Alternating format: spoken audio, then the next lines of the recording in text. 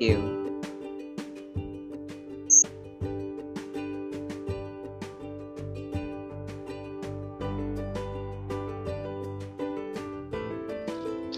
Yes, good day everyone.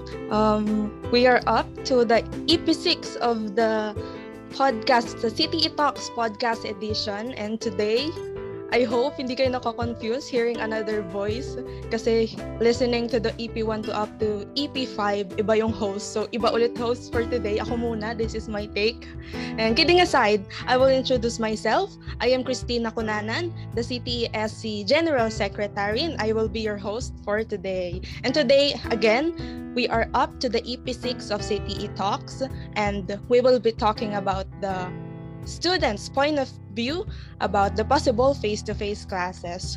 But before we start, of course, let them introduce themselves first para naman makilala natin sila, because personally hindi ko pa nakikilala yung iba, hindi ko pa na-meet. So it is a great opportunity to have this conversation with them today. And I think let's start. First, pwede ba kayo Miss Pauline? Pauline or Pauline? Kahit ano pong maikipan. So, I am Pauline Meneses from Bachelor of Secondary Education, major in Social Studies. I am currently second year po. So, yeah. Hi guys, thank you. Yes, hello, Miss Pauline. Welcome. I think we can proceed to Miss Bianca. Hello, I am audible po ba? Yes po, loud and clear. Hi, I'm Bianca Melodiliar from BSED Filipino Major 4th year. Yun lang. Thank you. Yes, hello po. And next, si Miss Azenit.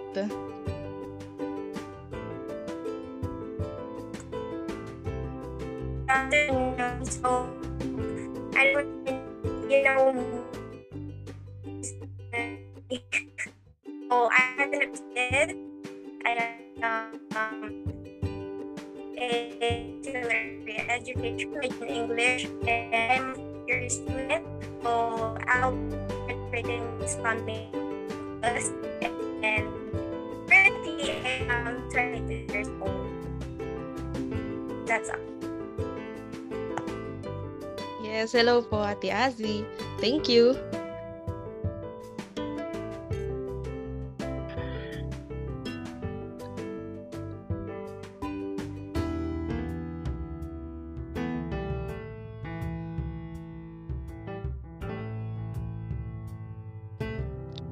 Hello, Miss Nicole. Hi, good afternoon po. Ma'am Christina, Secretary po ng CTE. Hello. Hi guys. To Press Azenit. Hello po, good afternoon. Kay Julia, ayan yung makilala ko po. Ako nga po pala si Kyla Nicole Haban, 4th year college student na po from College of Criminology. Tapos, ayun, graduating. Thank you. Thank you po, Miss Nicole. And last but not the least, si Miss Julia.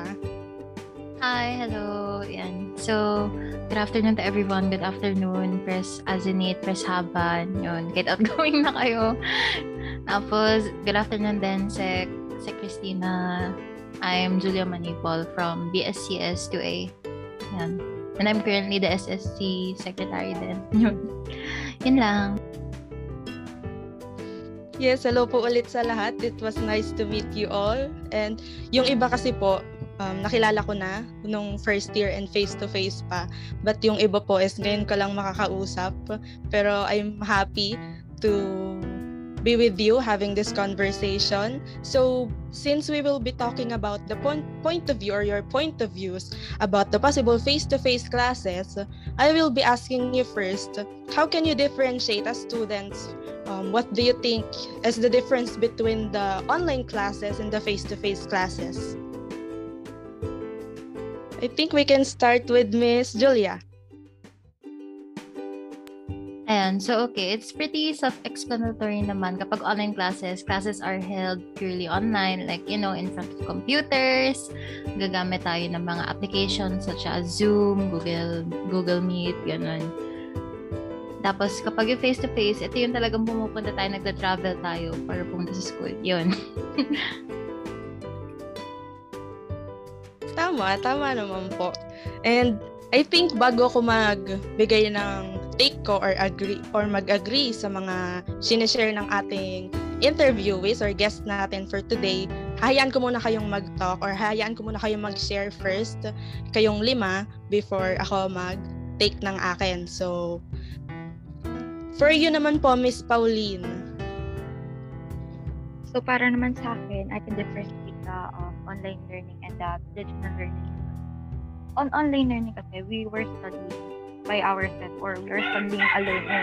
We have our personal space. We have mostly our time.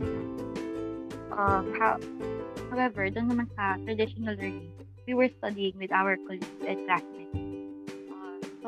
And with that, that will somewhat ease the pressure with our ACAD. And also, we are capable to learn from each other and our experiences. Right. Okay, thank you po. Si Miss Bianca. Yes, para sa akin naman, for online learning, syempre, ang kaharap natin kasi technology.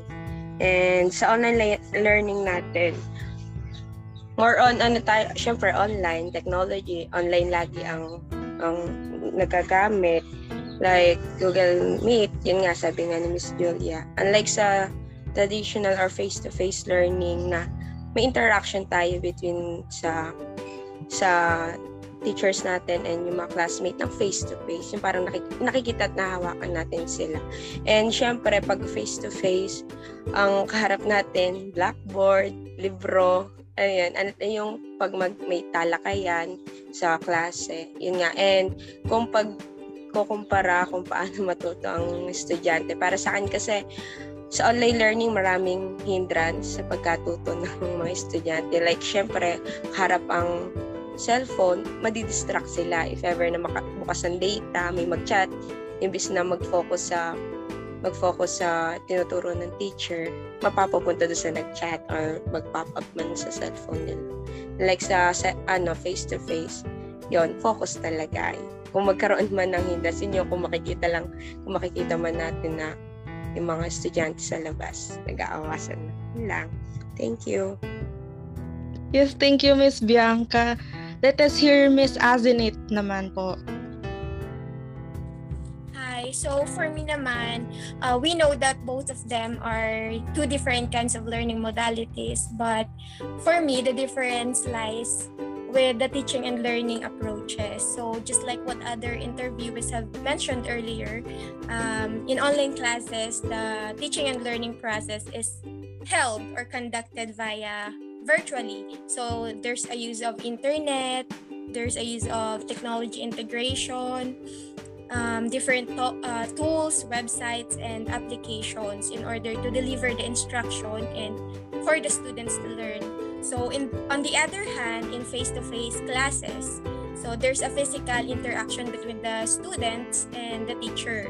And if in online classes we use internet and different technology, in face-to-face classes we use physical objects such as chalk, board, so whiteboard marker or whatever.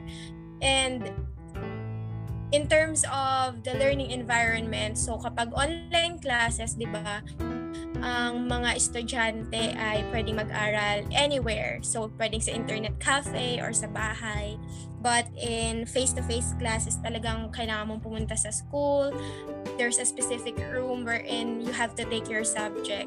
So for me, in terms of focus of learning, I think mas prefer ko yung face-to-face classes kasi parang there's a conducive learning environment for the students, unlike kapag online classes, pwedeng distractive yung environment mo, like sa mga naranasan ng students during pandemic, di ba? Kapag nasa bahay ka, medyo magulo, madaming distraction, anytime pwede kang tawagin, utusan. So, mas hati yung attention ng isang estudyante. So, that's it. Yes. And Miss Nicole naman po. Hello po, good afternoon uli. So, mukhang nasabi na po nila lahat yung kung ano po ba yung pinagkaiba ng online tsaka ng traditional or face-to-face. So, I totally agree particularly kay Press Azenit that it all boils down to the learning experience of the students, right? Kasi we are differentiating the two, not just when it comes to the expenses or if they can get to spend more time with their family.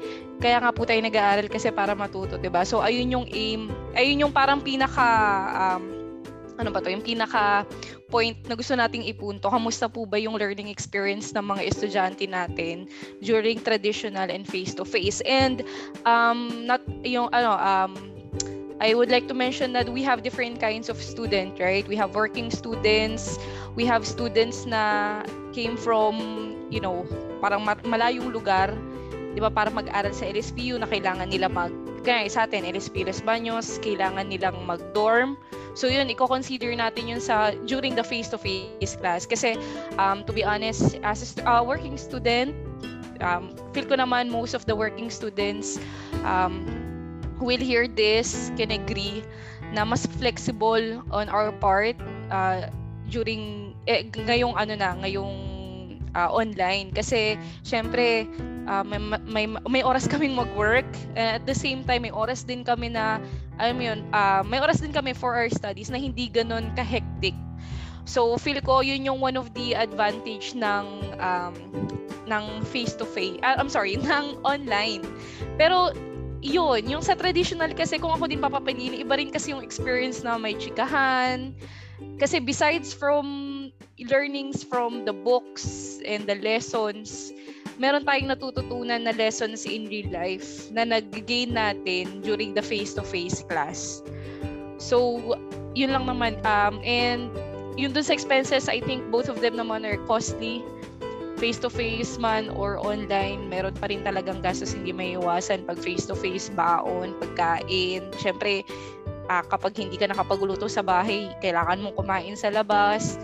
Tapos kapag naman sa online, internet, maintenance ng mga gadgets, yung mga accessories na kailangan mo, like kung kailangan mo ng mas malinaw na camera or So, ayun lang naman. And yun lang. I think that's it. Yun lang po. Thank you po.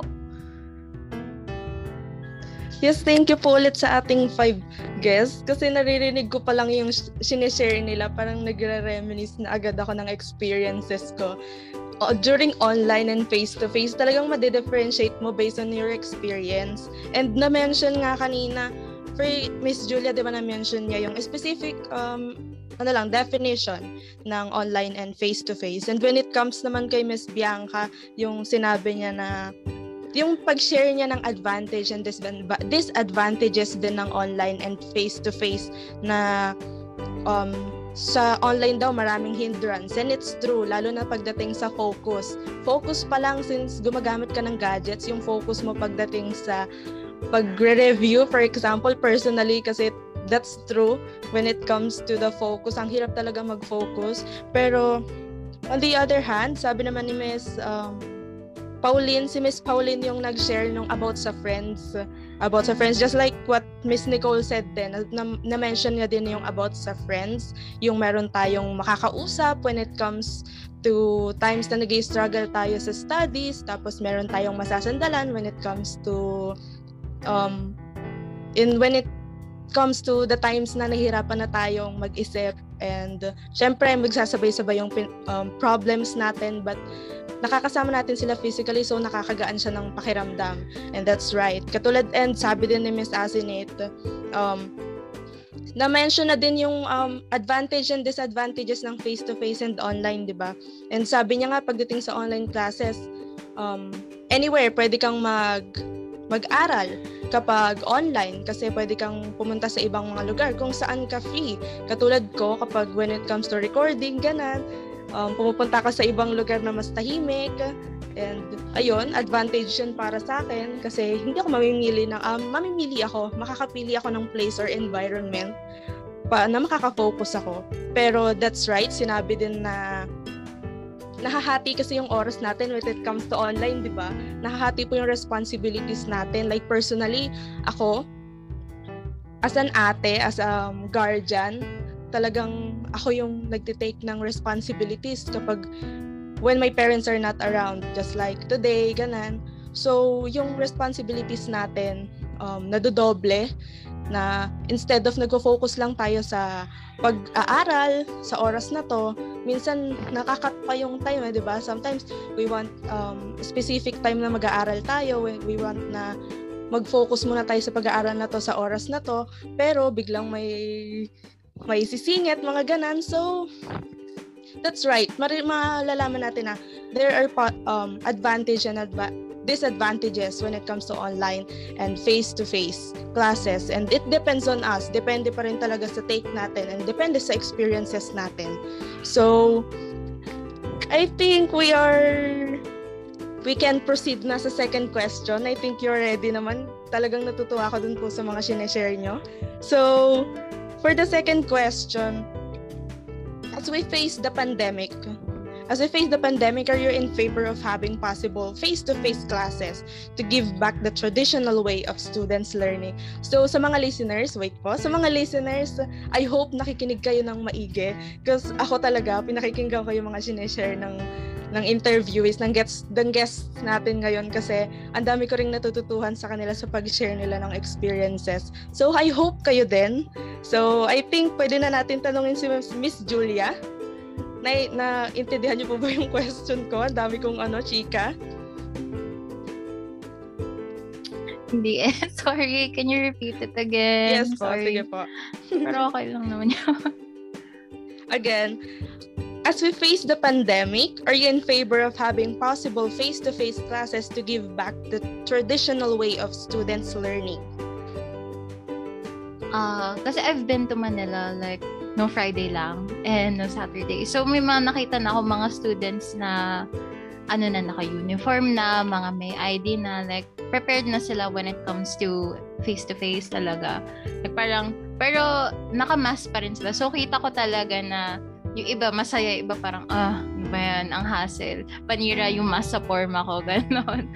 So, sila, sa mga schools or rather universities in Manila, prepared sila. Kasi if mapapansin mo yung mga schools in Manila, ang lalaki ng mga schools nila talaga. Like, super duper laki. Like, pwede silang magklase outside the classrooms. Like, meron silang mga special laboratories na pwede silang makapag one seat apart. Pero, compare natin sa school natin, no. Not even close. Kasi we are not well-equipped when it comes to, yun nga, halimbawa sa mga sensors. Doon sa mga nakakapunta ng school, makikita natin na lang talaga. Like, yun lang yung nagiging set. Yung meron tayong sensor and alcohol dispenser sa may gate, pero sa rest of the buildings, wala. And isipin din natin na yung ibang classrooms and buildings, like, ang liit. Like, kailangan pa natin, yung ibang, like ako personally, yung sa course ko, ang dami namin, may mga IT, may mga comsci, palitan kami ng classroom, and may times na kumukuha pa kami na upuan mula sa Lacson Gym para lang magkaroon ng space para sa ibang classmates namin. So, dun pa lang, no, hindi talaga kaya.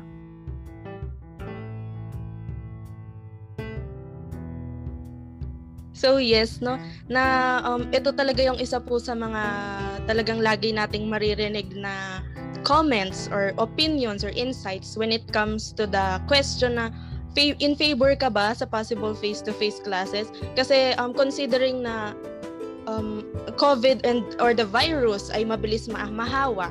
So, iisipin talaga yung environment. So, talagang isa sa mga take yung environment or yung school.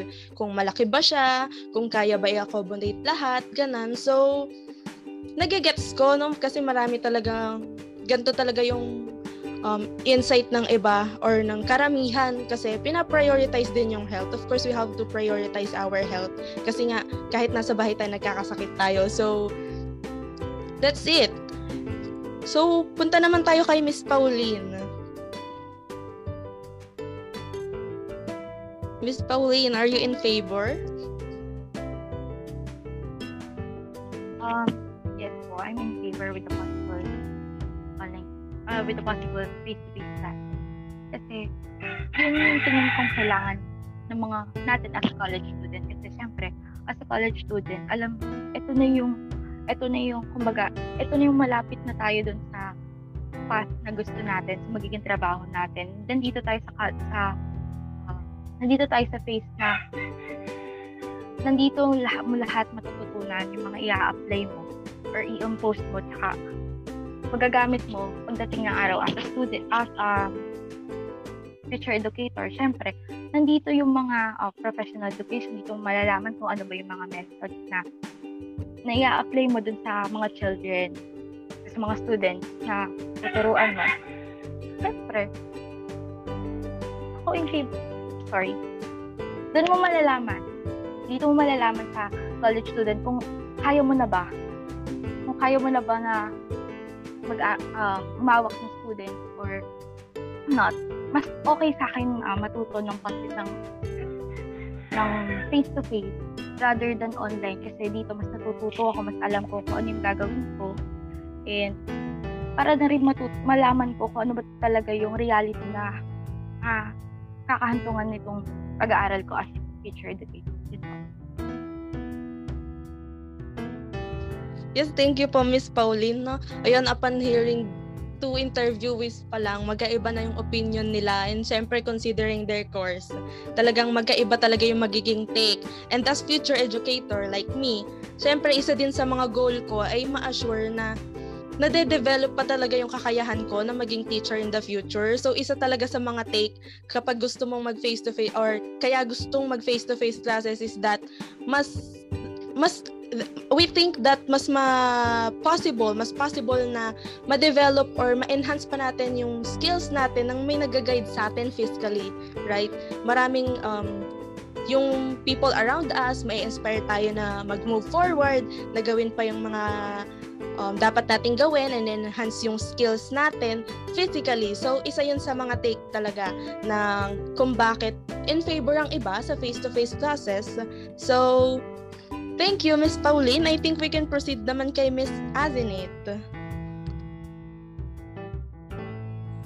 Ayan, hi again.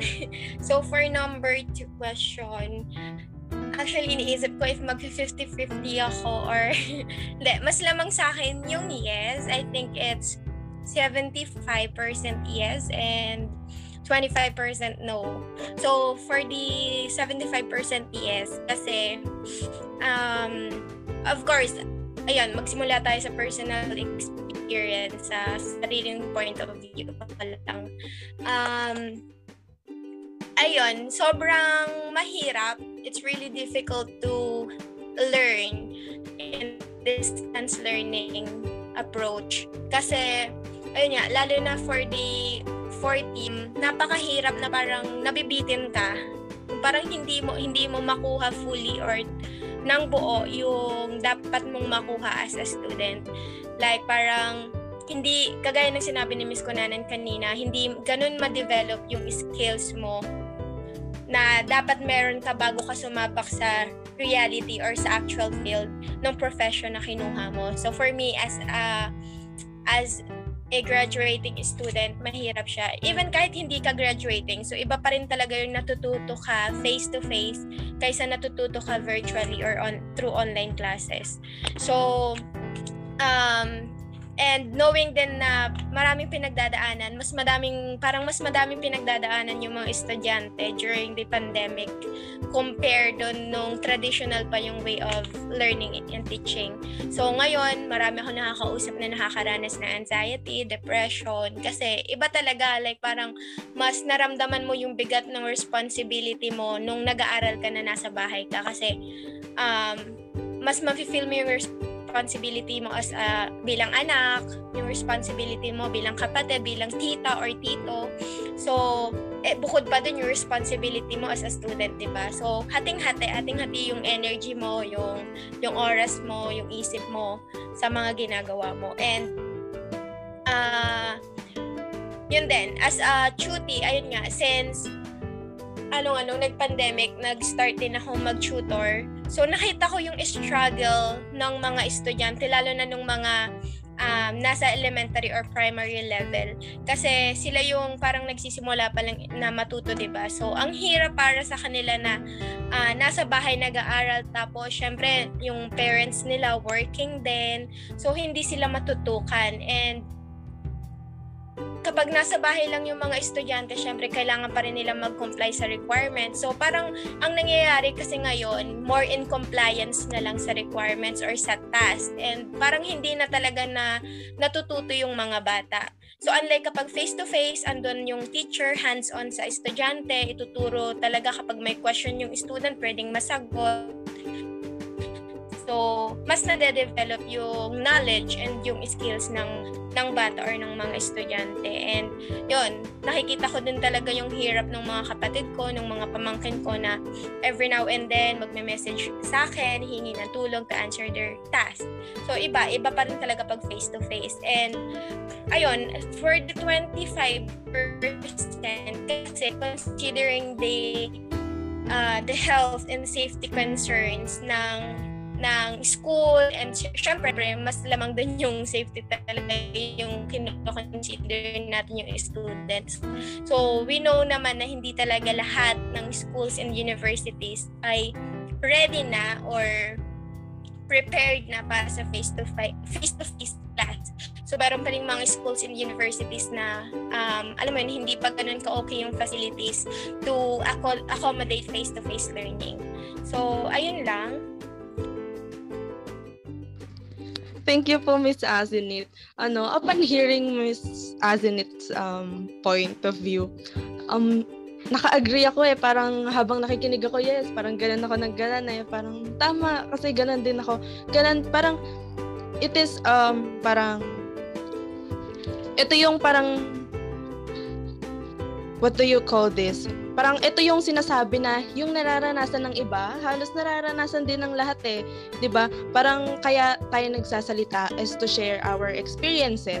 So, para sa mga listeners out there, I know marami rin kayong pinagdadaanan din ng mga guests natin for today. And personally ako, nung naririnig ko yung sinishare ni Ms. Azenit, talagang uma-agree ako dun sa responsibility when it comes to responsibility, and pagdating dun sa attention span ng mga students, lalo na yung mga elementary levels, kasi may mga kapatid ako na nasa elementary levels, may mga kapatid ako na nasa high school, and me as a college, talagang na-observe ko, and ako lang kasi yung guardian sa ngayon, kasi yung parents ko ay nagtatrabaho, so hindi namin sila kasama sa bahay. Yung pagsasagot mo ng module, yung pagsasagot ng module ng mga kapatid ko, minsan napapansin ko talagang tinatamad na sila talagang gusto mo silang tulungan, may mga pagkakataon na gusto mo silang tulungan, and nagagawa mo naman, natutulungan mo sila. Pero may mga pagkakataon kasi na pag sobrang busy nyo ng lahat, or pag sobrang busy mo na, dahil ako nga po, college na, so sobrang busy mo sa mga ginagawa mo, or kailangan mo ring mag-focus sa ginagawa mo, hindi mo na sila natututukan. Hindi mo na na-assure kung sinasagutan ba nila at iniintindi yung mga laman ng modules nila, learning materials, or talagang nagsasagot na lang sila para makapagpasa, 'di ba? Tapos, syempre may deadlines 'yon. Sometimes talagang mangangarag yung mga kapatid ko sa pagsasagot, kasi na-feel ko yung hindi na okay sa kanila yung pag tinatanong ko sila, minsan gusto na talaga nilang mag face to face para yung attention nila nakafocus sa ginagawa nila, sa pag-aaral nila, and doon yung mga teacher para i-guide sila. So ganun kasi ngayon lalo na't malayo kami sa mga schools na pinapasukan namin dahil lumipat kami ng bahay, lalong naging mas mahirap na makipag-communicate sa teachers na hindi mo rin naman makakontak online lahat, diba? So, gano'n, na-feel ko yung ni-share ni Ms. Azenit sa part na yon, kasi nga, na-observe ko din yung mga kapatid ko and me, as myself and sa family namin yun, na-observe ko talaga yung struggles and yung yung possibility na mas okay ba when it comes to face-to-face or focus tayo dito sa online and modular, mga ganun po. So, dami kong sinabi, no? So, we can proceed na kay Miss Bianca.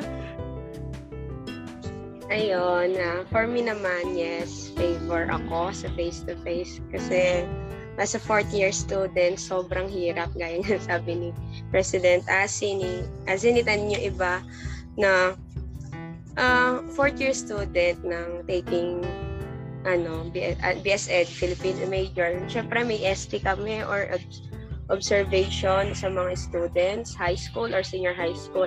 Ang hirap, alam niyo yun, pag magsasagot ka ng libro, ang hirap kasi ang mga tanong sa FS mo ay about face-to-face. Paano ma-observe yung ugali ng students kung hindi mo nakikita?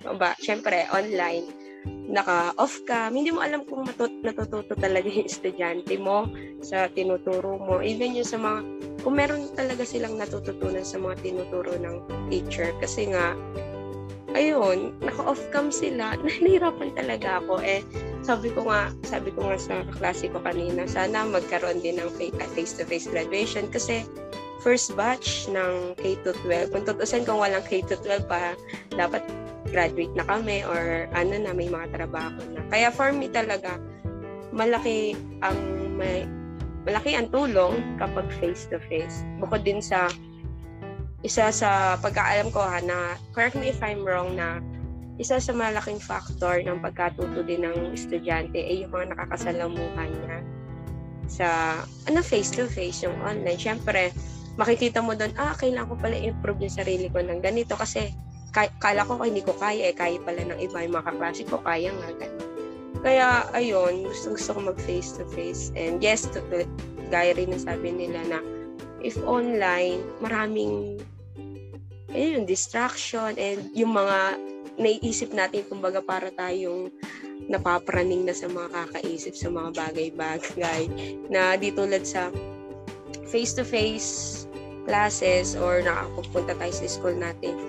Kung may problema man about sa akal, saka kapag unwind tayo, kumbaga nakakausap natin mga klase natin, chika-chika, gano'n. And yung mga sinasagutan naman natin sa school, yung parang sapat na yung oras kapag face-to-face. Unlike sa online class, isang module 1, bagsakan, gano'n. Siyempre, hindi lang naman isa or dalawa yung mga subjects natin. Umaabot pa nga minsan 10 subjects and sabay-sabay nagbabagsakan ng task, ng activities. Kaya ang hirap, parang gano'n. Kahit na 1 month yung deadline, iba pa rin kung sasagutan mo yun ng sabay-sabay. Siyempre, may responsibility ka nga, sabi nga ni Miss Azelit na sa bahay mo, sa kung other staff, diba? Yun. Kaya, mas favor ako sa face-to-face para kung mahirap man, pero at least may pagka-chill-chill din naman. Yeah, thank you. Yes, no, isang factor kasi sa face-to-face classes or yung advantage ng face-to-face classes is that nararamdaman nga natin na meron tayong kasama physically in times na, kasi syempre lahat tayo gusto nating protektahan yung mental health natin di ba? And maraming mental health problems or maraming nakakaranas nga ng anxiety pagdating nung dumating yung time ng pandemic, parang nahihirapan na mag-cope up yung iba sa challenges na dumadating sa buhay nila. Kasi personally, ang madaming problems na dumating nung pandemic lang na parang nung face-to-face naman or nung wala pa namang virus, wala pa namang pandemic, talagang parang mas magaan yung buhay parang everyday, nakakapagod din yung pag-aaral tapos uuwi ng responsibility mo naman as anak or dun sa mga nagwo-work naman, working student, ganun. Pero yung parang pagdating nung pandemic, parang mas nadoble, di ba? Yung mga pinagdadaanan natin. Tapos, syempre gusto nating protektahan yung mental health natin, pero sometimes hindi natin alam kung sino bang matatakbuhan natin, di ba? Kasi parang hindi na convenient para sa lahat yung mga nangyayari and yung hindi ka na mabilis makaka-communicate sa iba parang ganan, 'di ba? Yung message ganan. So minsan hindi mo na rin naman mahahagilap agad yung mga gusto mong makausap. So sometimes talagang sosolohin mo na lang yung mga nararamdaman mo, and kapag hindi mo nailabas, di ba, parang lalo lang bibigat yung pakiramdam mo. And isa sa mga advantage or isa sa mga factor talaga when it comes to the face-to-face is that ang gaan ng pakiramdam mo kapag pumapasok ka na. For example, I don't know if you're with me dito sa experience na to, yung pagpasok mo, sometimes bad trip ka or umiiyak ka or you're not really in a good mood. Pero pagdating mo sa school, habang nakakausap mo na yung mga classmates mo, yung teacher mo, habang nakikinig ka na sa klase, parang ganun, habang natatapos yung araw, gumagana yung pakiramdam mo, tapos uuwi ka ng okay, ganun. So, di ba, isang factor din talaga yung parang nararamdaman mo na meron kang mga kasama and makakausap na parang makakatulong din sa'yo para ma-overcome mo yung mga pinagdadaanan mong problems. So, si Miss Nicole naman. Wow, grabe. Na-challenge ako dun sa mga point of views ng ating mga honorable speakers for today's episode. Sobrang interesting. Sobrang nakikinig din ako. Especially coming from future educators, hindi ko naman maka-question yun kasi it's based on your own experience, as in like you mentioned, kayong mga kinabukasan, di ba? Mga future teachers namin. Pero kay Julia, nagigets ko din naman yung point niya. Especially isa siyang kasi ate yun yung questioning kasi noon yung sa, di ba, ang tanong, as we face COVID-19 pandemic, are you in favor of having possible F2F classes to give back the learning of students? Personally, my answer is yes. Okay, why not? Especially for lower years. Parang ako, graduating na ako, I already had my share of amazing face-to-face experiences with my classmates, with our university. 'Di ba, napaka-unfair ko naman kung ipagkakait ko yung posibilidad na magkaroon na magka face-to-face, lalo na dun sa mga incoming first years and second years natin na hindi talaga nila naranasan simula pagputok ng pandemya. Parang naudlot yung college life nila na ini-imagine nila, 'di ba? Hindi sila makakahanap ng college love nila. Charot. Yun kasi nakikita ko sa mga post na kailan ba matatapos tong pandemic? Ang hirap daw humarot online. 'Di ba? Kasi totoo naman yung mga syempre naka-face kapag ka naman face to face, na-imagine nila yung mga pang-Wattpad na stories, 'di ba? Yung mga makakamit nila or yung mga ganyan. Nakaka-relate naman ako sa mga kagagahan ng mga estudyante. Syempre, ganun din ako. So, parang, ayun nga naman, yung makwela, ganyan, masaya. So, naiintindihan ko din yung point ng ating mga future educators. Talagang nakakabaliw, nakaka-anxiety talaga yung ako nga lang na estudyante. Tapos, kunwari, pagre-report din ako, hindi ko alam kung ano na yung what's happening behind, diba, their computers or their phones while I'm talking or while I'm trying to share or discuss our lesson sa Zoom. So, paano pa kayo sa mga students na hindi nyo talaga sila ako ito, given pa na nakasama ko na sila, diba, prior pa mag-pandemic. Pero, it still gives me anxiety every time. Pero, kayo na, magde-demo teaching or nagpa-practice class kayo or teach, tama po ba? Ayun, di ba, nakakabaliw kasi hindi nyo talaga sila nakilala, so wala talagang initial na pagkaka face-to-face, tapos tatalbog agad sa gantong setup. So, naiintindihan ko po yun. Pero ang point naman ng ating si Ma'am Julia, dun sa safety-wise, talagang questionable naman talaga kasi especially elementary students, medyo vulnerable din talaga. Naiintindihan ko na yun yung early stage ng learning, very critical. Sobrang hirap nga naman. Relate din ako, may mga pamangkin din naman ako na nag-aaral na maliliit.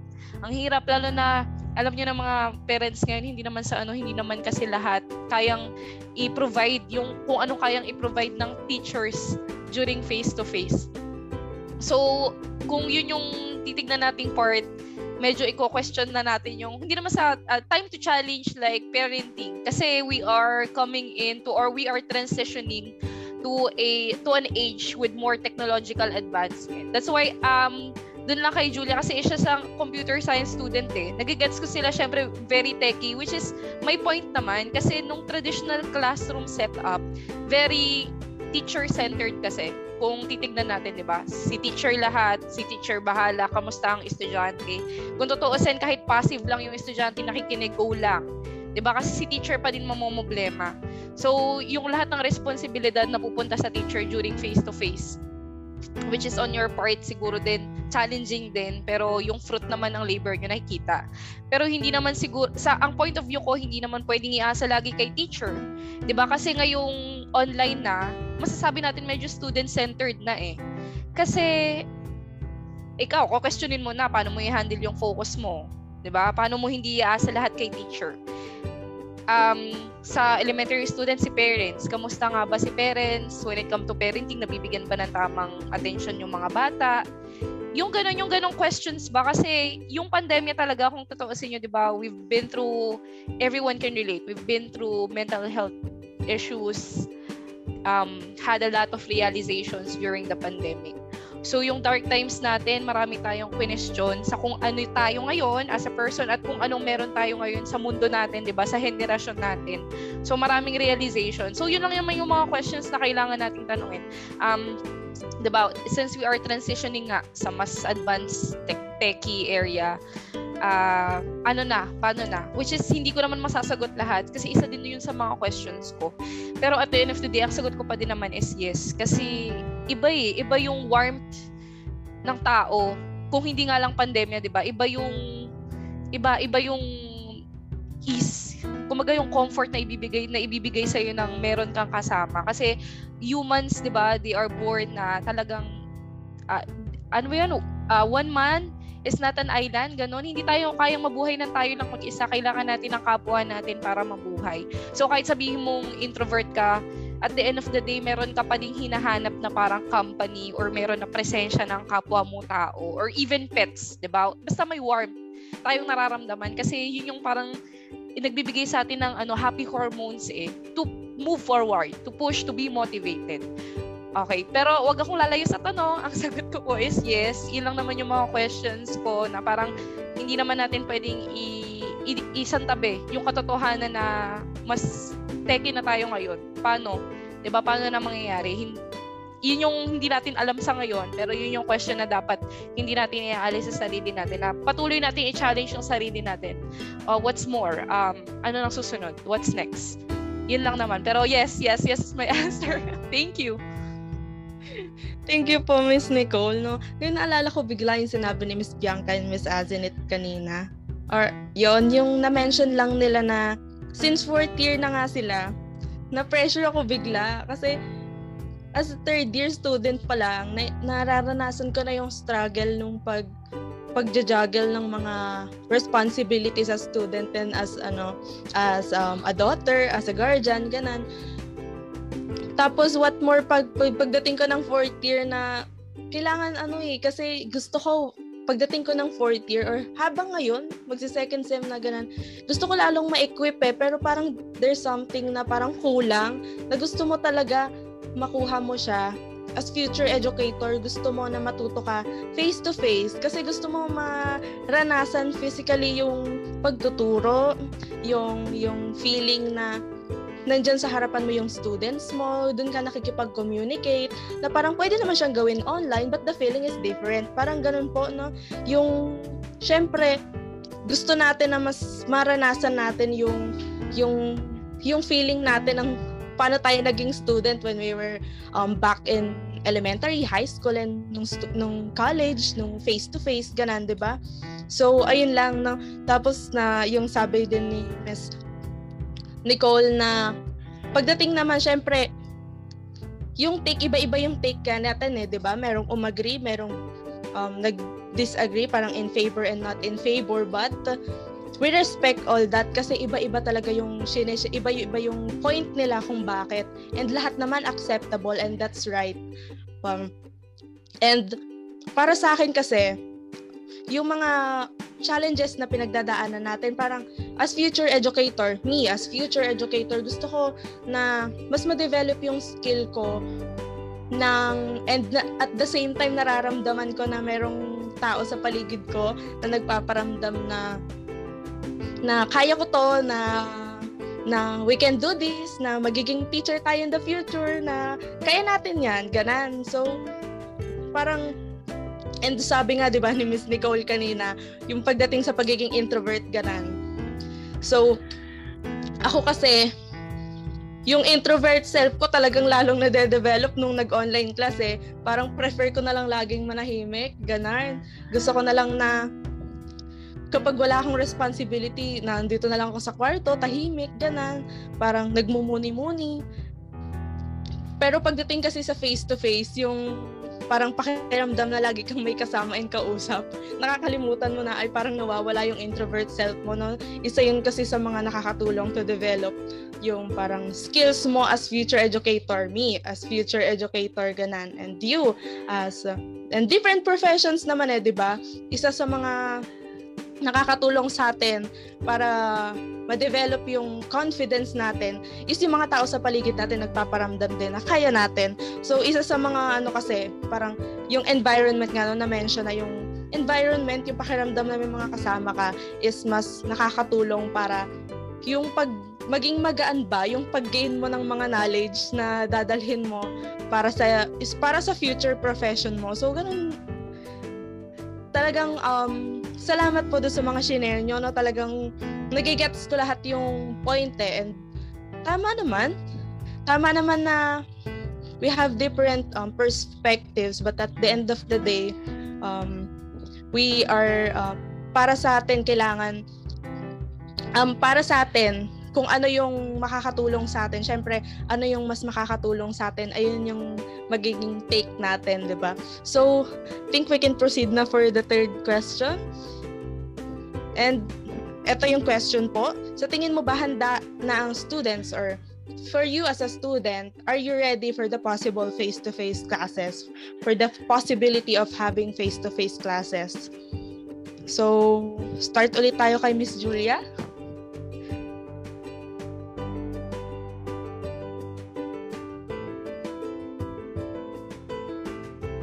Hi, hello. Nakamute pala ako yun. So, ang question ulit is... Sorry, medyo datang ako ngayon. Pa-repeat naman. Sorry. Yes, it's okay po. For you, sa tingin mo ba handa na ang students? And you as a student, handa na ba for the possibility of having face-to-face classes? Actually, di ba kanina ang sabi ko no, hindi prepared ang school. So yung school talaga yung problema, hindi yung estudyante. So masasagot ko dito naman is yes, handa na ang mga students sa face-to-face classes. And I think talaga if pinatagal natin yung online setup, mas lalong dadaming may hirapan. Like halimbawa, kapag may INC ka, tapos yung prof, tinataguan kayo. Hindi lang kayo tinataguan, parang binlock kayo. Syempre, ano na yun? Matik doon pa lang, pahirapan na, no? Kahit sa enrollment, pahirapan. Unlike talaga sa face-to-face, pipila lang tayo na matagal. 6 a.m. nandun na dapat. Kasi mahaba yung pila. So, doon pa lang talaga, marami na mga struggles sa online setup. Hindi lang mismo sa classes, like pati rin sa procedures, sa enrollment, sa pagpapasa, ganun. And I think, siguro, hindi naman sa medyo ng babash, pero it would be privilege kasi. It would be, like, masabihan ako ng privilege kapag sinabi ko na no, ayoko pumasok. Kasi, isipin, let's put ourselves into the shoes of other people. Like, halimbawa, yung isa kong classmate, like, kailangan niyang mangapit bahay pa kasi wala silang wifi. Or like, yung isang friend ko na nag-drop out. Yung isa kong friend na nag-drop out, nag-stop siya kasi kailangan niya mag-work. So, dun pa lang talaga. Sabi natin na itong pandemic na to, ang daming nabigay na challenges. So, it would be good if maayos na ni LSPU yung mga yung facilities and yung mga classrooms, make it available and ready now for the students. Kasi, aminin man natin, hindi, lahat tayo dito nahihirapan sa online setup. Like, kahit ako, like, magiging medyo privileged ako sa susunod ko sabihin. Like, kahit ako na may computer ako, may laptop ako, na-converge kami, may microphone ako, nahihirapan pa rin ako kasi ang ikli ng attention span ko. Yun. And it's not just the attention span, like, alam mo yun, like, parang magigilty ka talaga kapag nakikita mo yung mga klase mo na nagsastruggle, tapos ikaw parang, ano ba yan? May isip ko na lang talaga na siguro ang fortunate ko yun. So, at saka, at the same time din, gusto ko na rin talaga mag face-to-face kasi, baon! De, joke lang. Pero yun, namimiss ko rin yung friends ko, yung tatambay din sa tapat, yung mga kainan dyan, yung sisigan. Yun. So, yun lang naman. So, ulitin ko, yung answer ko is yes, I'm ready and the students are ready. Pero yung mga taga-malayo, yun talaga. Sila na lang, good luck na lang sa kanila. Yun. Yes, thank you po, Miss Julia. No? Let's hear Miss Pauline muna. Hello po. So, personally, I am ready for the possible face-to-face classes kasi syempre, it's more fun to study with traditional learning. But in general po, I don't think ready lahat ng students.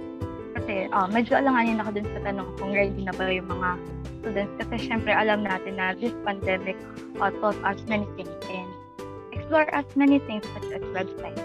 And dahil doon, nakilala ng mga estudyante sila Grammarly, Skillbot, Gottman, and Speedwrite. And so those websites that I've mentioned, nakita ko na yung mga students ngayon is relying more on internet. And to that point, nawala yung pagiging competitive ng mga students and mas naging para sa kanila, para sa iba pala, mas naging convenient sa kanila yung online classes. Kasi syempre hawak nila yung oras nila and also madali lang sa kanila kasi nasa bahay sila. Meron silang wifi or technology na mabilis kuhaan. And that's what we need to reduce remove. Kasi syempre, as a college student, kailangan talaga competitive na tayo. So syempre, sooner or later, nasa sarili-sarili na tayong workspace sa iba't iba natin mga skills. Kailangan prepared na tayo and ready na tayo kasi and alam na natin yung mga dapat nating gawin. Ma-apply na natin yung mga skills na dapat alam na natin or na-develop na natin throughout the college phase. So, yun po. I don't think, ako personally, yun. Ulitin ko, personally, I'm ready. But, para sa lahat, I don't think pa po gaano yung mga students. Yeah, let's move forward to Miss Azinit. Let's move forward to Miss Azinit naman po. Yes. Personally, gaya ng participants, I am also ready for the face-to-face classes. But like what Miss Pauline said, so nagkakaparehas kami ng opinion. I guess in general term, or not everybody or not all students are ready or prepared for the face-to-face classes. Kasi, ayun, number one, when it comes to the vaccine, yun, alam natin na hindi lahat ay vaccinated na. So, meron kasing mga parents na hindi pa rin talaga nila pinapayagan yung anak nila na magpabakuna. So, that matter is beyond our control. So, hindi na natin siya control. Kaya, ayun, marami pa rin talaga na hindi pa ready for face-to-face classes. So, number two, it's another adjustment for mostly of the students, lalo na yung mga parang first time nilang ma-experience na mag-aral. So, parang papasok ito sa mga elementary level and yung mga nag-freshman sa college and yung mga nag-grade 7 sa high school or grade 11 sa senior high. So, meron kasi akong mga nakausap din na some of the students, high school students na parang natatakot sila na mag face-to-face classes kasi parang 50% na gusto nila, 50% na ayaw kasi parang mag-a-adjust na naman daw sila sa nakasanayan nila, parang sanay na sila sa system na meron ngayon. Tapos parang another reason is natatakot sila kasi baka daw mahawa sa COVID or magkaroon sila ng virus. Ganun yung reason ng mga estudyante. And for the number 3 reason naman why I guess not everybody is not ready yet. Kasi merong mga students, lalo na yung mga nasa adulting, like sa mga college students, mas pipiliin nila yung system na meron ngayon kasi mas hawak nila yung oras nila. So, meron tayong mga students na nag-work during habang nag-aaral. So, parang yung may mga part-time or working students na meron ngayong pandemic. So, para sa kanila, parang mas pipiliin nila yung mag-work compare sa mag-aral kasi syempre 'di ba mas nagagamit nila yung skills na meron sila and mas nakakatulong sila sa family nila or sa mas napo-provide din kung ano yung needs, yung personal needs ng isang estudyante. That's my personal opinion. Thank you po, Miss Azenit. Let's proceed to Miss Bianca po. Ayun, like sinabi din nila na kung personal opinion, yes, gusto ko na magkaroon or ready na ako sa face-to-face setup. And syempre, hindi naman pagka-selfish, ganun. Kailangan consider din natin yung mga situation ng ibang students na may natanong din kasi ako na anong mas bet nyo, ganun, face-to-face or online? May 50-50 na face-to-face and may 50-50 ng online. Kasi if ever na, kung sa online, gawa nila lahat ng gusto nila. Kumbaga, hawak nila yung oras nila, pwede nilang gawin yung mga schoolworks nila sa gabi or bago matulog, and at the same time, nakapagtrabaho sila. And yung sa agree sila sa face-to-face, alam mo yun, para sa akin hindi ko kasi, sa totoo lang, hindi ko ma-feel na magiging teacher ako in the future. Kasi, kukulangan talaga ako. Para akong, ano ba? Tama ba itong direction na tinatahak ko? Napapaganon ako na, kasi, kaya ako gusto ko nga mag-teacher kasi gusto ko makita yung mga students ko, gano'n. Parang, bakit ngayon parang lumilihis ako ng landas, sabi ko gano'n. Sarili ko na, teacher nga ba ako? O parang, estudyante lang din ako. Sabi ko gano'n na, wala akong, kulang sa experience. Kasi hindi naman, yes, tayo, 21st century na gano'n, engage na tayo sa technology. Pero iba pa rin kasi talaga kung yung experience mo ay nararanasan mo sa face-to-face, di ba? Yung parang, kung sasabak ka sa field, mabilis mo maunawaan yung mga students mo, di ba? As a future educator. And, yun nga, and paulit-ulit na ready na. Pero yung ibang students ay ready na nga ba? Parang hindi, di ba? Kasi yun nga, gaya ng sabi nila na mag-a-adjust na naman, gano'n. Pero aminin man natin hindi kung kapag online class kasi nakakatulugan natin yung ibang prof natin pag nagle-lesson, di ba? Lalo na kung ang klase mo ay 7 a.m. o kaya siestahan time na 3:00 ng hapon, di ba? Nakakaantok. And yun nga, mahirap din kasi talaga kung hindi face-to-face na tatanungin ng teacher, naintindihan niyo ba yung lesson natin? Madaling sabihin na oo. Pero when it comes to task or quiz, di ba? Hindi man sa ako nga as a parang student pa lang, tabingi ako sa mga result ng exam or quiz, di ba? Kasi online lang. May madaming lalo na kung hindi open cam. Yun, hindi naman sa inaano nila lahat kasi syempre, di rin naman maiwasan maisip na ganun kasi nga online. Kaya mas prefer talaga, and para sa akin ready na talaga. Para sa akin lang na ready na yung mga student, not all, merong ilang student na ready na sa face-to-face. Yun lang. For the better experience din naman. Thank you! Yeah, last but not the least, Miss Nicole. Hello, ako last. Okay, so opinion lang naman, no? Kasi ang sagot ko, no, feel ko talaga hindi pa talaga handa yung mga estudyante for face-to-face classes. Kasi siguro may feel na parang ready na ako go push. Pero at the end of the day, marami kasing factors na kailangang i-consider. If ipupush lang natin just because na parang, we miss something, di ba? Or we're missing something sa face-to-face, I can totally understand that. Like, our future educators mentioned na kulang. Promise, dahil nakaka-relate ako doon. Ako nga criminology student, kulang din, di ba? Parang, ano ba to? Parang hilaw akong gagraduate kahit nag-K-12 ako. Feel ko lang hilaw ako gagraduate. In a sense na meron din kasi kaming forensics, yung mock board examinations namin online.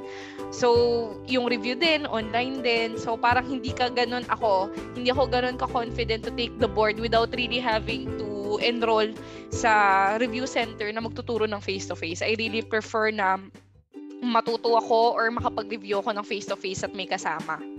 So, yun yung. Pero, as of now, kung tatanong as of this moment, feel ko talaga hindi talaga ready talaga yung students.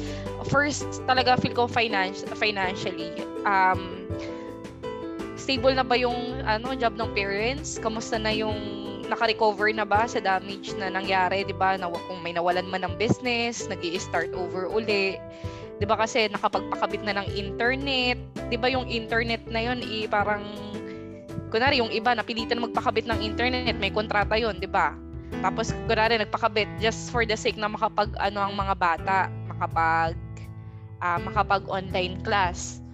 So, yun din yung consideration. Pero syempre, hindi ko naman sasabihin na pwede namang hindi bayaran yung internet. Hayaan nyo na lang dyan ma-disconnect. Di ba? Ang pangit naman ang record nung nakapangalan dun sa internet na yon. So, yun, number one talaga, pero feel ko talaga pera. Lalo na yung mga manggagaling sa probinsya, kawawa naman. Sa atin kasi, marami akong kaklase galing Quezon. Ako nga nagaling Santa Rosa. Iisipin ko, hindi ko naman pwedeng bumiyahe. Kailangan ko ulit mag-dorm. So, i-consider ko ulit yung paghahanap ng dorm. Yung pang-down ko sa dorm, yung pangbabiyahe ko ng gamit ko sa dorm. So, yun naman yung sa mga Pero yung sa mga around the area, siguro mas madali. Tsaka yung pamasahe ngayon kasi talaga doble talaga. Promise, lalo na yung Calamba area. Hindi naman sa hindi naman sa pangbabash. Grabe Calamba mong pamasahe. Jeepney, lang, kanto-kanto lang, 15. Dito sa Santa Rosa, 10. Ikot na hanggang palengke, hanggang na, parang dito hanggang, dito sa Santa Rosa, parang 10 piso lang. May ka na sa crossing kung galing kang Maya pa. Kung alam nyo man yung Maya pa or Campo.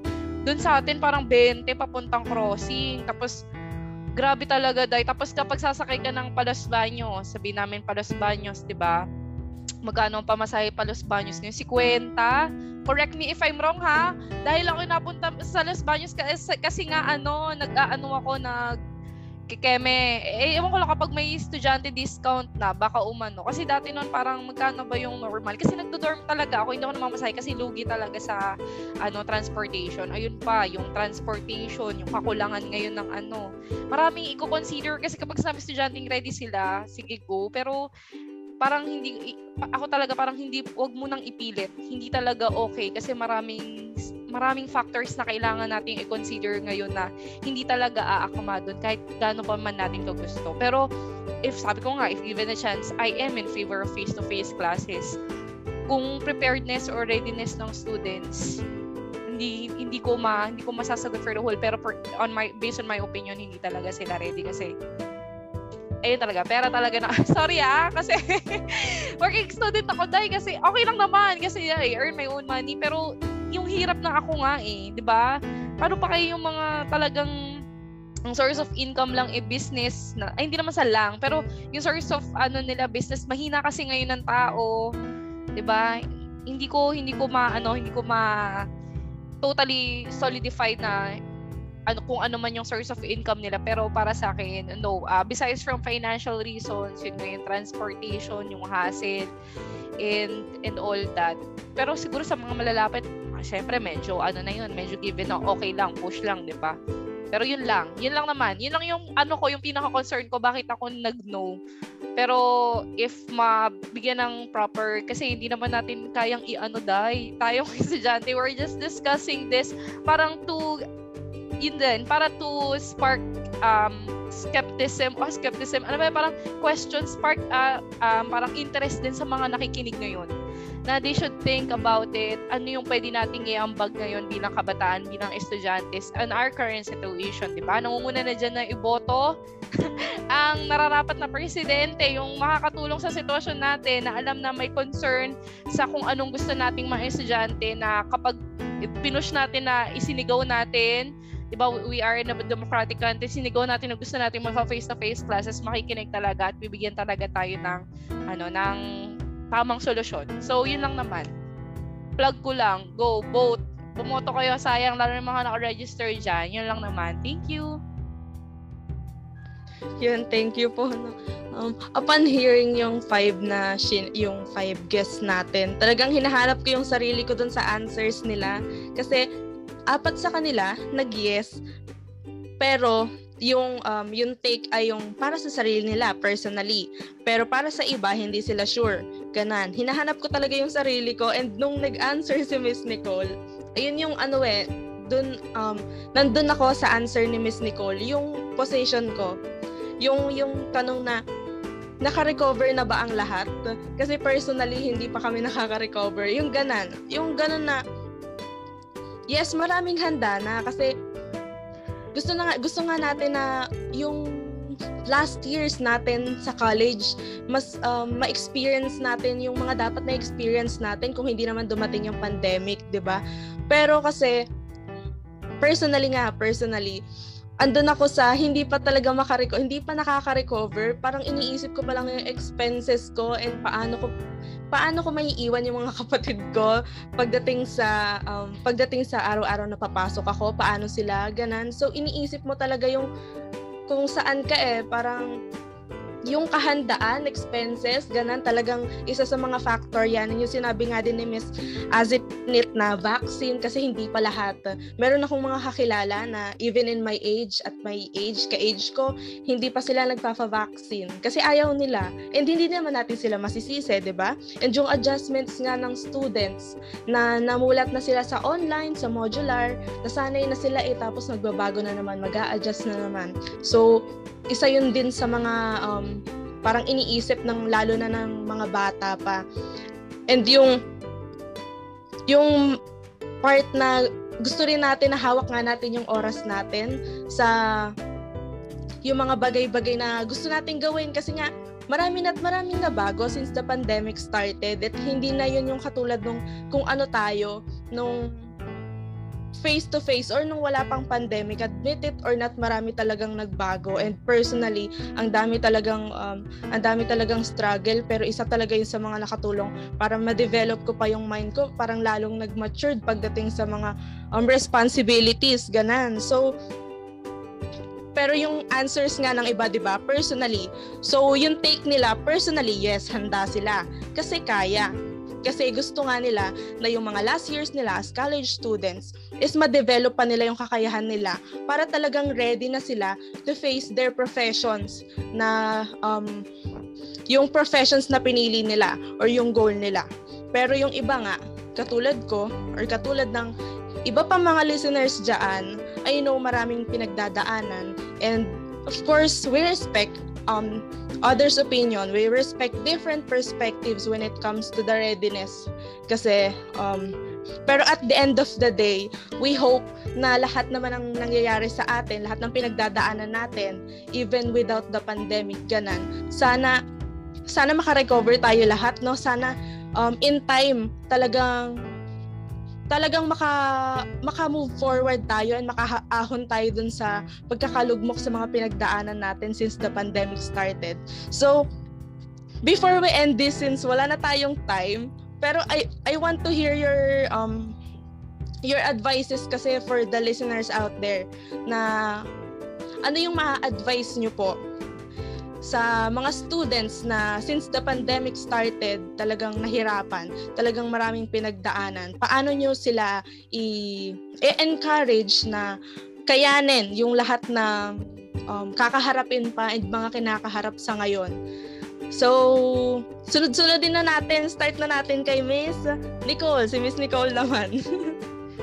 Hi, ayun, thank you talaga, Secretary Christina, no, kay President Romel. Salamat sa pag-invite. Sobrang na-enjoy ko to. Grabe, kabog ang CTE talaga, Pres Azinip. Hindi talaga CTE, hindi talaga nagdi-disappoint. Laging, ever since nung ako po yung SSC President, talagang solid ang CTE. Wala akong masabi, talagang maaasahan. And then sa mga ganito, alam ko, this is for the students. Lahat ng estudyante ko, sana maraming makinig at i-plug natin ang kanilang podcast program. Sobrang helpful nito, insightful, 'di ba? Sana more to come, more power CTE. So ang advice ko lang sa lahat ng estudyante, like I said, take advantage lang natin yung kung anong meron tayo ngayon. Alam ko super hirap, trust me. So andyan yung ating mga kapwa estudyante. It's good to know na we share this, community, na tayo nagtutulungan tayo mga estudyante na go, kahit na tayo hirap-hirap tayo sa sarili natin, pero we're lifting others na nadadaw na go, push. So yun lang. Laging natandaan, hindi ka nag-iisa. Meron kang kapwa estudyante na nararanasan din. And please lang sa lahat, pumoto ng tama, kung sinong nararapat. Yung talaga gusto ko talaga i-plug kasi yung nalalapit ang eleksyon, and kung gusto nyo magka-face-to-face class at makarecover talaga tayo sa pandemyang to, maging matalino tayo sa pagpili kung sino man yung magiging iboboto natin sa dadating na halalan. Yun lang naman. Other than that, thank you guys. Sobrang enjoy. Julia, kay Pauline, kay Bianca, sobrang healthy discussion. Maraming salamat sa mga technical support natin na bongga ang pagre-react sa Zoom. Sobrang appreciate. Di ko man kayo kilala. So, thank you po. Yun lang. Salamat. Thank you, Miss Nicole. Talaga, sobrang talagang yung message, no? Kay Miss Bianca naman. Miss Bianca, ano naman po ang advice nyo? Ayun, first of all, maraming salamat sa pag-invite. So, sa totoo lang talaga, alam nyo na nahihiya ako kasi pag sinabi sa akin ni Romel, ate, ikaw yung mag-guess, ganito. Ikaw, sino mga kasama ko? Tapos sinabi, si President Haban, si Azinit, ayun nga, napakabigati ng mga kasama ko. Parang kaya ko ba to makipagsabay, makipagtanungan sa mga bigatin natin na kilala sa school. And yun nga, salamat sa pag-invite sa inyo, CTE Council. As a former CTE Council din ako before.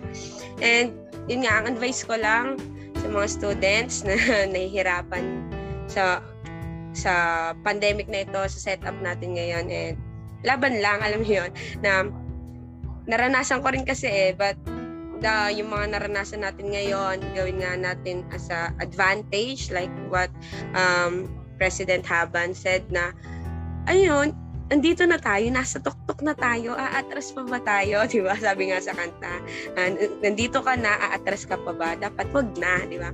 And salamat din sa Panginoon kasi dahil sa pandemic na to, nakilala ko siya. And siya yung pinagkunan ko ng kalakasan na, ayun, na dapat pray lang tayo lagi, laban lang, di ba? Student tayo tayo ang pag-asa ng bayan, di ba? Kaya nakasalalay sa atin na kinabukasan ng ating buhay, ng ating bayan in the future, di ba? Kasi tayo ng mga future educator, future mga police, di ba? Mga ganan.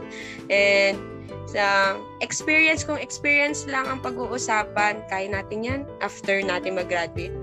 Mapaperson natin yan, lahat ng experience na kailangan natin, di ba? So, yun nga. Laban ng lagi, and pray lang lagi, and wag natin hayaan na kainin tayo ng anxiety, depression, kasi kung papakain tayo sa kanila, lalo tayong bababa. Yun lang. Thank you so much, City Council. Thank you so much. Thank you, Miss Bianca. Yes, laban lang. And kay Miss Azenit naman po, anong ma-advise nyo? Hello. So, ayan. This episode was really insightful. Nakakatuwa yung mga answers and insights ng bawat isa. And it was really nice to be with you guys this afternoon. So, ayan, sa advice, nasabi na din naman na last, pero I would like to say na, ayun, kung meron man sa inyong nakakaranas ng anxiety, ng depression, it's okay to not be okay, and it's okay to seek help. yon, kung may malalapitan kayo, go! Sabihin nyo yung nararamdaman nyo, sabihin nyo yung mga naglalaro sa isipan nyo kasi mahirap na sinasarili lang natin yung mga pinagdadaanan natin. And of course, lahat naman talaga, lahat nahihirapan, lahat nag-a-adjust doon sa mga nangyari sa atin during this pandemic. And I believe na yung experiences na naranasan natin, yung mga challenges na naranasan natin, those will be helpful for us to become more stronger, for us to become wiser, and para mas ma-build din yung character na meron tayo kasi lahat yon magagamit sa future, magagamit natin sa mga mangyayari pa sa atin to the coming days. So ayun, laban lang talaga, laban lang, and wag nating kakalimutan to have someone to share our problems with. Let's not forget to pray. Yun, lalong higit sa lahat yung talagang i-seek yung help and yung guidance ng Lord kasi iba pa rin, iba yung may Diyos na kinakapitan tayo. Sobrang laking tulong niya talaga. And of course, ayun, huwag din natin kakalimutan yung mga sarili natin na mahalin natin kasi iba yung self-care, iba yung may self-love. Though maraming demand yung environment na meron tayo, maraming demand yung family natin, maraming demand yung responsibilities, yung task na meron tayo, but still never ever forget yourself kasi yun, you cannot give what you do not have. So hindi, parang kapag dumating sa point na pagod ka na or drain ka na, how can you help other people, diba? So you still have to take care of yourself. Kung meron kang mga kailangan gawin like mga physical activities, meditations na pwede makatulong sa iyo to enlighten your mood, to energize your physical aspect, go for it. And ayun, yun lang talaga. So go for your dreams, keep on fighting, keep on struggling. So sabi nga, 'di ba, sabi sa isang quote, we are not struggling to be free, but we are free to struggle. So hangga't may mag-struggle lang tayo kasi pag nalagpasan natin 'yan, masarap sa pakiramdam and magagamit natin 'yon to encourage other people. So that would be all. Again, thank you so much everyone. Thank you kay Miss Pauline, sa mga nakasama kong guest, kay Miss Haba na yan, kay Press. Thank you, Press. And kay Miss Julia, kay Bianca, and of course, sa City Student Council na napaka-active. Congratulations, guys. Thank you so much, guys. God bless. Thank you po, Miss Azinit. Kay Miss Pauline naman, ano pong advice nyo? So, first of all po, yun. Thanks for having me here po. And sorry po talaga kasi hindi ko masyado ma-express kanina yung thoughts ko kasi hinabol ko po tong oras na to. Kasi kakagaling ko lang po swimming and medyo below pa. Hinabol ko tong oras na to para man lang matry ko to join podcast for the first time. So, yun. And ang advice ko naman po to the listeners is enjoy lang natin tong phase na to, yung mga challenges na to kasi it will be all worth it. Don't put too much pressure on yourself and take this struggle as a learning opportunity. So, yun lang. Laban lang, guys. Huwag nating tayo magpatalo sa meron tayo ngayon. Thank you. Thank you po talaga. Sorry. Thank you po, Miss Pauline. And last but not the least, Miss Julia. Hi. So, before saying my advice, I would like to thank the CTE Council for inviting me to this special event. Yan. Napakasipag niya talaga. Unlike, oh my God, nalaglag yung sabi ko, sorry.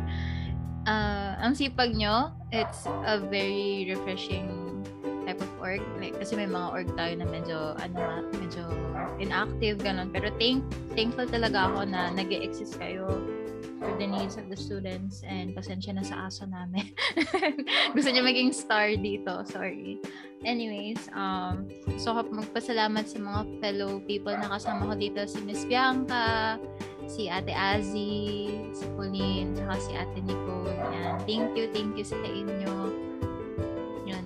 So, my advice to students who are struggling in this pandemic, one, huwag kayong mag-succumb into do different vices that are dangerous for your health. No. I mean, like, kung nag-yosi talaga kayo, nagiinom, like, moderate lang, okay. Pero yung mga very harmful talaga na coping mechanisms just to calm yourselves down, wag.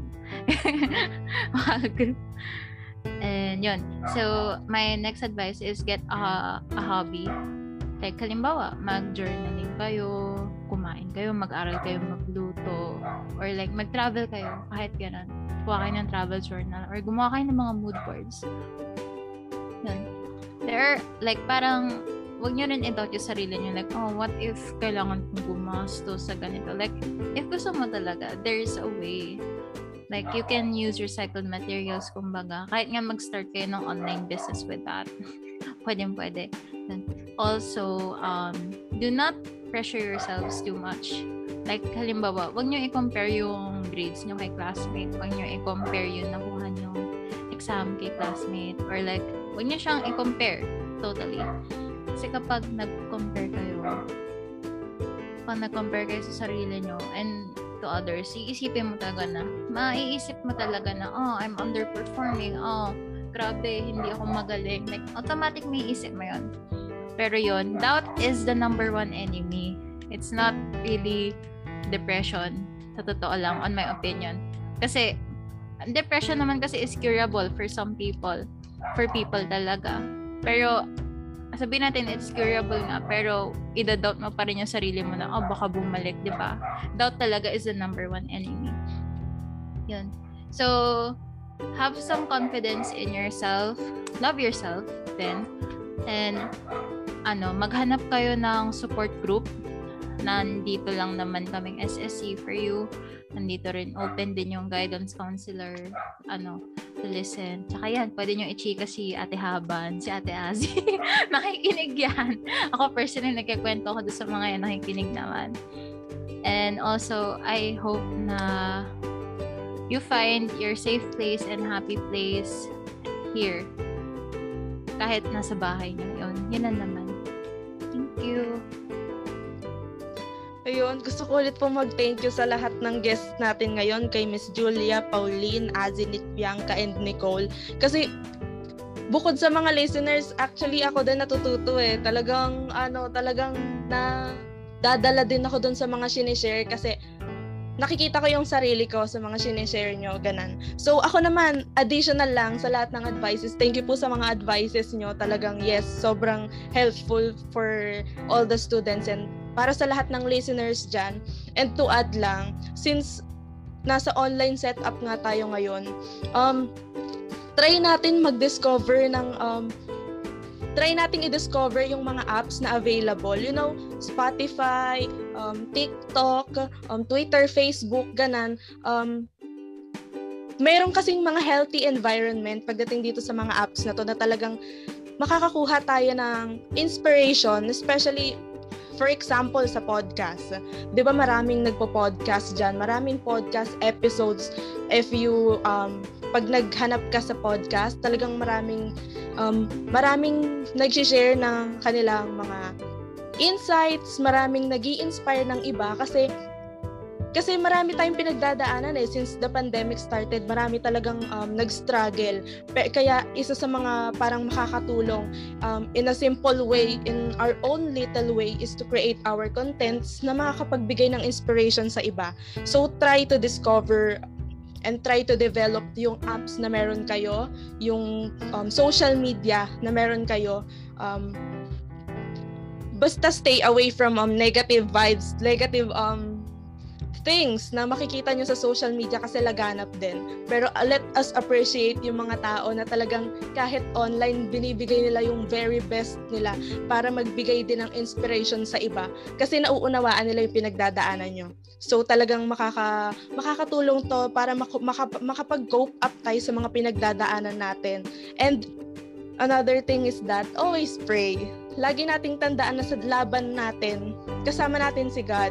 Parang we may feel na parang mag-isa tayo sa lahat, mararamdaman natin na ang dami nating pinagdadaanan, wala tayong kasama, wala tayong makausap, nandiyan lang si God para sa atin. Lagi natin siyang kasama.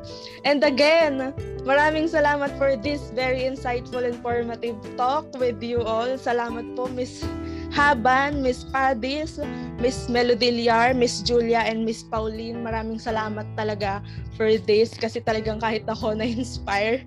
And again, to all the listeners out there, I hope na-inspire din kayo. I hope marami kayong natutuhan for this episode. Thank you very much for listening. Again, I am Christina Cunanan, your CTESC General Secretary, together with Miss Julia, Pauline, Azinit, Bianca, and Nicole. Thank you for listening. See you on the next episode.